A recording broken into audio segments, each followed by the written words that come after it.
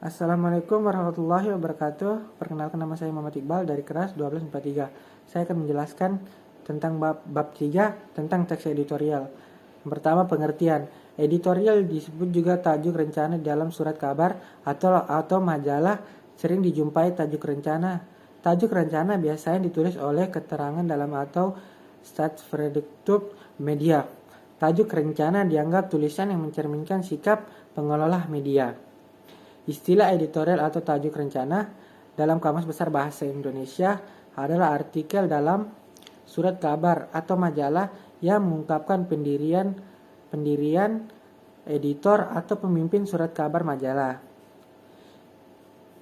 tersebut mengenai beberapa pokok masalah. Dengan pengertian lain, editor atau tajuk rencana dalam opini berisi pendapat dan sikap resmi suatu media atau tajuk rencana kontroversial yang berkembang dalam masyarakat. Opini yang ditulis pihak redaksi diasumsikan mewakili redaksi sekaligus mencerminkan pendapat dan sikap media yang bersangkutan. Selanjutnya kita akan menyebutkan ciri-ciri. Yang pertama, mempunyai latar masa lalu. Yang kedua, berisi tentang ulasan suatu masalah yang dimuat. Yang ketiga, biasanya berskala nasional. Yang keempat, berisi opini yang sedang hangat diperbincangkan. Dan yang terakhir, menggunakan kalimat singkat, padat, dan jelas. Masih ada. Pendapat yang bersifat argumentatif, sistematis, dan logis. Selanjutnya ditulis dengan perspektif tertentu.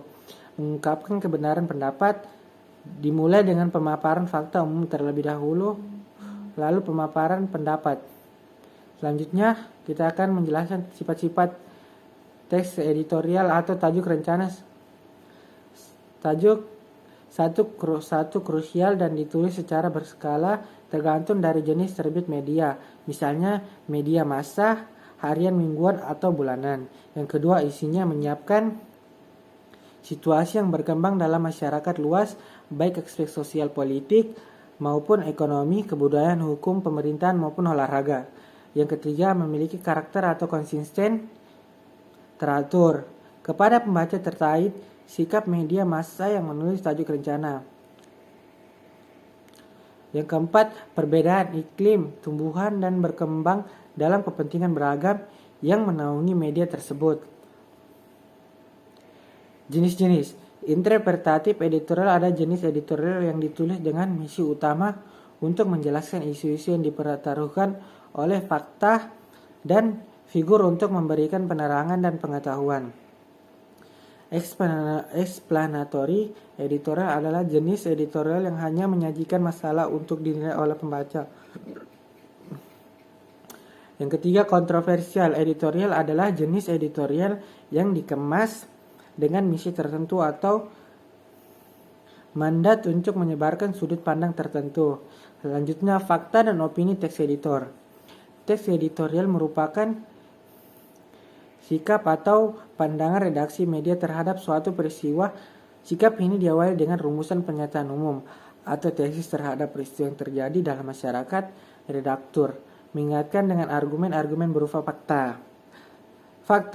Fakta adalah perihal keadaan atau peristiwa yang merupakan kenyataan dan suatu yang benar-benar terjadi. Faktanya merupakan cerminan tentang keadaan atau peristiwa. Karena itu, fakta tidak dapat dibantah. Selanjutnya, opini. Opini adalah pernyataan yang subjektif yang berasal dari sikap seorang atau interpretasi fakta yang didapatkan. Opini, pendapat, atau tanggapan redaksi digunakan untuk menguatkan pandangan atau sikapnya terhadap suatu peristiwa dan masalah yang dibahas.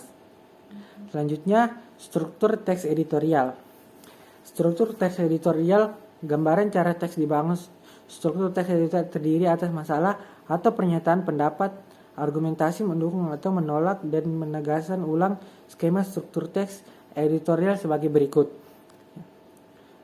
Pertanyaan, pendapat, atau tesis berisi sudut pandang penulis terhadap permasalahan yang diangkat berupa pernyataan atau teori yang akan diperkuat oleh argumen. Yang kedua, argumentasi. Bentuk, alasan, bukti yang digunakan untuk memperkuat pernyataan tesis biasanya berupa pernyataan umum, data hasil penelitian, pernyataan para ahli, atau fakta-fakta yang dapat dipercaya. Yang ketiga, penegasan ulang. berisi penguatan kembali atas pendapat yang telah ditunjang oleh fakta-fakta dalam bagian argumentasi. Selanjutnya, kaidah kebahasaan. Teks editorial termasuk ke dalam produk jurnalistik. Produk jurnalistik adalah sesuatu yang menyangkut kewartawanan dan persurat kabaran. Menggunakan kalimat retoris. Kalimat retoris adalah kalimat pernyataan yang tidak ditunjukkan untuk mendapat jawaban. Yang ketiga, menggunakan kata ganti populer. Menggunakan kata ganti populer bertujuan untuk memudahkan pembaca memahami isi teks editorial. Yang keempat, menggunakan kata ganti petunjuk. Ciri kebahasaan teks editorial lainnya adalah adanya kata petunjuk yang menunjuk pada waktu, tempat, peristiwa, atau masalah lain yang menjadi fokus ulasan.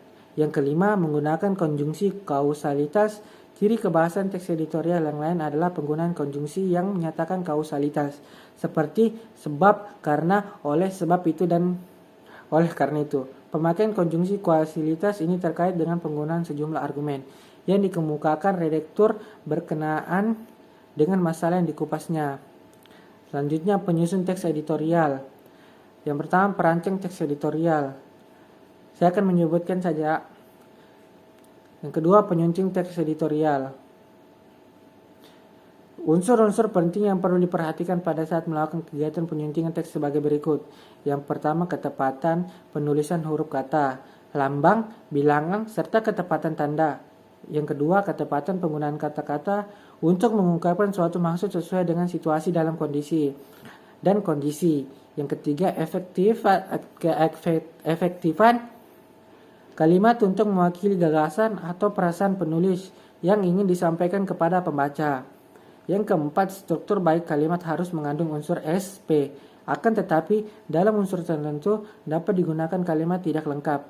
Yang keterpaduan paragraf yang terdiri atas gagasan utuh dan paragraf yang lengkap. Sekian dari saya. Assalamualaikum warahmatullahi wabarakatuh.